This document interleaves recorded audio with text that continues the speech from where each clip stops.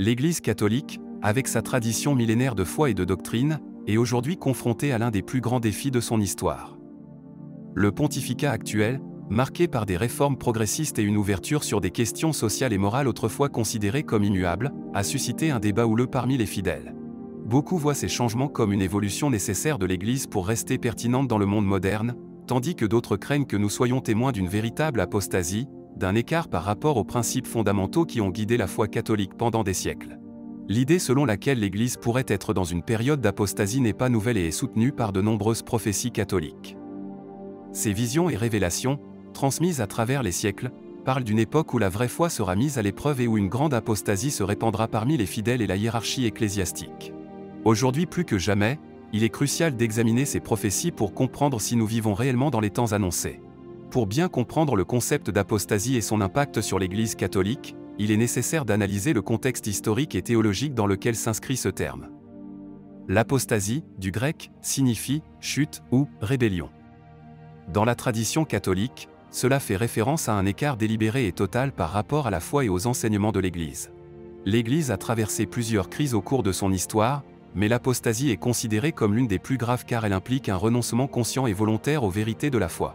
Le Nouveau Testament mentionne l'apostasie dans divers passages, comme dans 2 Thessaloniciens 2, 3, où saint Paul parle d'une « rébellion » qui doit se produire avant l'avènement du jour du Seigneur.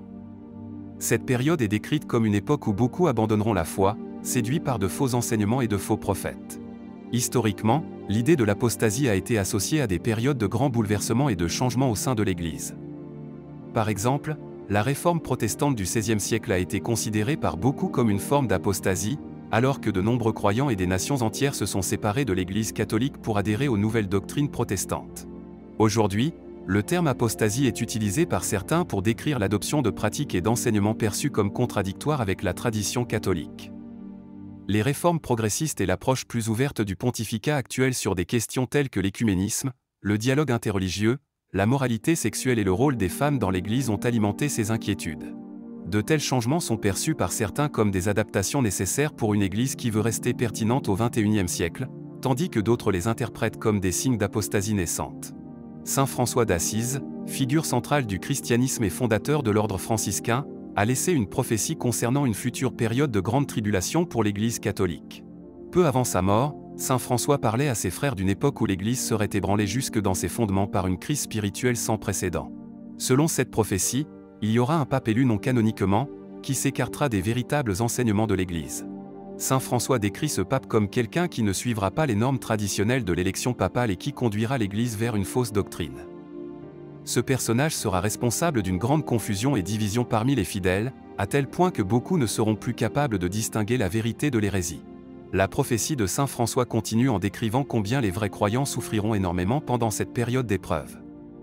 Ils seront persécutés et méprisés non seulement par les ennemis extérieurs de l'Église, mais aussi par ses ennemis intérieurs. Ceux qui resteront fidèles à la tradition et aux enseignements authentiques de l'Église seront confrontés à de grandes tribulations et leur chemin sera rendu difficile par ceux qui, tout en prétendant être chrétiens, adopteront les fausses doctrines promues par le pape élu non canoniquement. En outre, saint François parle de l'émergence d'une « fausse Église ». Cette institution parallèle attirera de nombreux croyants grâce à son apparente miséricorde et son ouverture, mais derrière cette façade se cacheront des enseignements qui trahissent la vraie foi. La véritable Église, malheureusement, sera réduite à un petit reste de fidèles qui persévéreront dans la vérité, malgré les pressions et les persécutions. Cette vision de saint François d'Assise a souvent été interprétée comme un avertissement pour les temps modernes. Certains voient dans les récents développements et réformes de l'Église contemporaine des éléments qui reflètent cette prophétie. La perception selon laquelle les changements doctrinaux et pastoraux pourraient conduire à une perte de la vraie foi et à l'émergence d'une « fausse Église » est un thème récurrent parmi ceux qui interprètent la dynamique ecclésiastique actuelle comme un signe d'apostasie. Le troisième secret de Fatima est l'une des révélations les plus énigmatiques et controversées de l'histoire des apparitions mariales. Révélée aux 3 enfants bergers, Lucia dos Santos et à ses cousins Jacinta et Francesco Marto, à Fatima, au Portugal, en 1917, le secret a été gardé caché pendant de nombreuses années par l'Église, alimentant la spéculation et la peur parmi les fidèles. Selon les témoignages des enfants bergers, le troisième secret de Fatima décrit une vision apocalyptique dans laquelle l'Église et le monde traverseront une période de grande tribulation. Dans la vision, un évêque en robe blanche, interprété par beaucoup comme le pape, est vu marchant dans une ville en ruine remplie de cadavres. Cet évêque, ainsi que d'autres prélats, religieux et fidèles, sont tués par un groupe de soldats alors qu'ils gravissaient une colline, au pied d'une grande croix. Cette partie de la vision est souvent interprétée comme un symbole du martyre et de la souffrance auquel l'Église sera confrontée. Mais ce qui a suscité le plus de débats est la deuxième partie du secret, qui fait référence à une période de grande apostasie et de perte de foi au sein de l'Église elle-même. Sœur Lucie, la dernière des visionnaires à mourir, a écrit que Notre-Dame lui avait dit que Satan s'infiltrerait dans les plus hauts rangs de l'Église, provoquant confusion et déviation doctrinale. Lorsque le troisième secret a finalement été rendu public en 2000, de nombreuses personnes ont été déçues, affirmant que le Vatican n'avait pas révélé l'intégralité du contenu du message. Certains pensent qu'il existe encore une partie cachée du secret qui décrit plus en détail cette apostasie au sein de l'Église. Ces critiques soutiennent que les crises récentes dans l'Église, notamment les scandales et les controverses doctrinales, pourraient être le signe que la période d'apostasie prédite à Fatima a maintenant commencé. La bienheureuse Anna Katharina Emmerich, mystique et stigmatiste allemande du XIXe siècle, est connue pour ses visions détaillées de la vie du Christ et de la Vierge Marie, mais aussi pour ses prophéties sur l'Église. Parmi ces visions les plus discutées figurent celles qui décrivent une crise profonde et une grande apostasie au sein de l'Église catholique. Anna Katharina Emmerich a décrit sa vision d'une « Église des ténèbres ». Dans ses visions, il a vu une Église parallèle qui cherchait à renverser la véritable Église du Christ.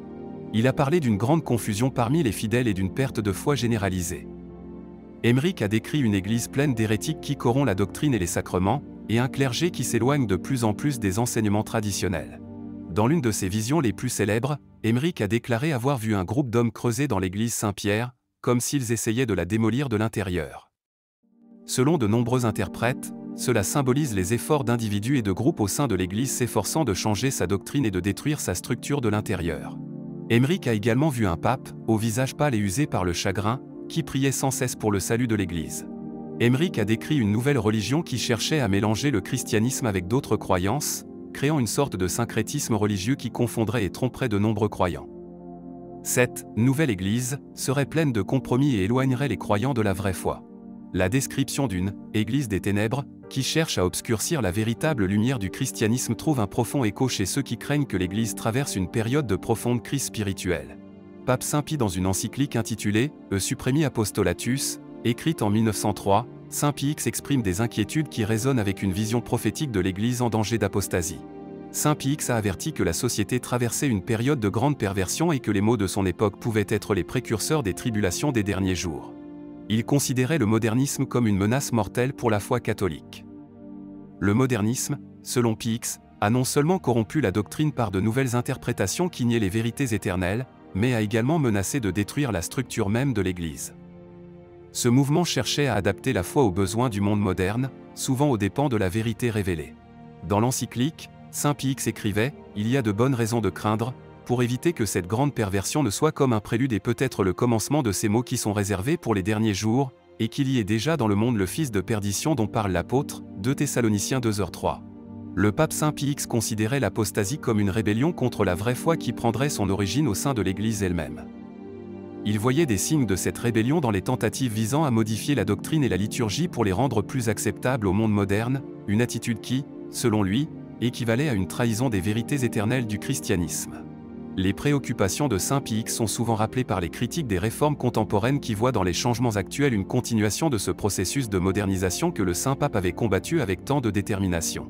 Ces avertissements sur un avenir dans lequel la foi catholique serait mise à l'épreuve de l'intérieur trouvent un écho auprès de ceux qui voient les controverses doctrinales et pastorales actuelles comme un signe d'apostasie. Une autre prophétie importante sur l'apostasie dans l'Église est liée aux apparitions mariales de la Salette, survenues en 1846 en France. Notre-Dame est apparue à 2 jeunes enfants bergers, Mélanie Calva et Maximin Giraud, et leur a transmis un message qui, au fil du temps, a suscité de nombreuses discussions et interprétations, notamment en ce qui concerne l'avenir de l'Église. Notre-Dame de la Salette a parlé d'une grande crise qui affecterait l'Église et la société. Entre autres avertissements, il a décrit une époque de grande apostasie et de confusion, dans laquelle les pasteurs de l'Église, cardinaux, évêques et prêtres se distanciaient des vérités de l'Évangile.